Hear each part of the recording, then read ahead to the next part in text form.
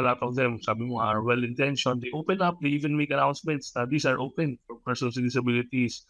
Pero they're not able to tap into that market of talents simply because they do not know where to get them.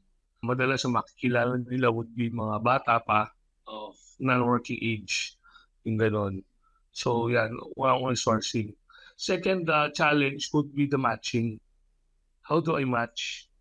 If I'm able to source them, how would I know that they are fit for the job? Kasi there, admittedly naman, for most companies, a lot of them, even with the right intentions, don't know yung intricacies of hiring a person with a specific type of disability. For example, they might even say, I'm willing to hire neurodiverse talents, yung mga neurodivergent, diba? So how do we deal with them? So yan ang second issue. Pagka-sources, how do I deal with them? But that is easily addressed